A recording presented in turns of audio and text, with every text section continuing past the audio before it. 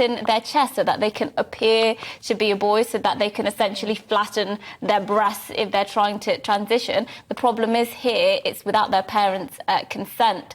But this charity says it's aiming to support transgender children and their families, but campaigners have called for regulators to step in and launch an investigation into safeguarding. Yeah, and I mean, this question of safeguarding keeps coming up. It does seem that we've been throwing it out of the window in recent years because of gender ideology. Well, joining us now is Kellie-Jay Keen, founder of Standing for Women, a campaign group which specifically focuses on the rights of women and making sure that the definition of women is clearly defined. Thank you so much for joining us on the programme, Kellie-Jay. I mean, what do you make of this? I just mentioned the fact that safeguarding issues seem to no longer be a priority when it comes to charities, particularly when it comes to working with children. And is this not just yet another example that something that, you know, could actually have long-term harmful effects for the development of young girls is being ignored?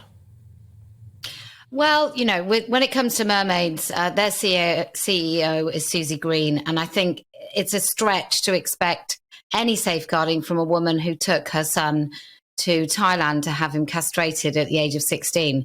So they have been propagating this nonsense that a child can be born in the wrong body for a really long time. They're in our schools.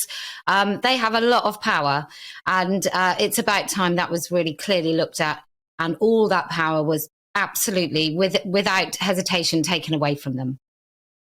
When I first read about this story, it made me think of foot binding or feet binding, which was a practice which used to take place in China, where they would bind little girls' feet really tightly so to make them really small, and it was a status symbol. Essentially, it was seen as sort of, if you have really tiny feet, you're more feminine, and it just made me think we consider that barbaric now, or we would. Yet the same people who might consider that barbaric, there are people who might say, actually, no, this is binding girls' breasts, this is completely different, and we're just being inclusive. How do they square that circle? I don't know, because I suspect they'd be the same about female genital mutilation or breast ironing.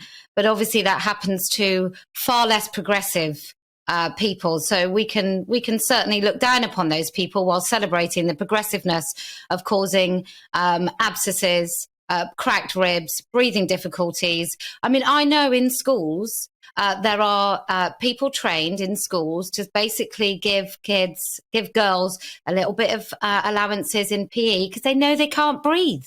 I mean, how on earth is anyone upholding this really dangerous practice? And why aren't we thinking, what has happened to our society in which breasts are seen as such a fundamental measure of whether or not you're sexualized? It's a whole big issue that I think we need to be talking about. What are we doing to young women? What about the porn that's streaming into our teenagers' phones?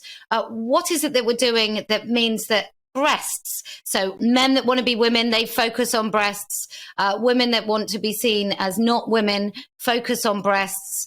I think we really have to go back to the drawing board when it comes to what is being a woman in 2022. And it cannot be just on the basis of our mammary glands. It has to be that we're full humans, and then we can embrace the bodies in which we're born, as opposed to try and carve them up and spit them out for some sort of notion of misogyny and lip service to something that we refuse to even name.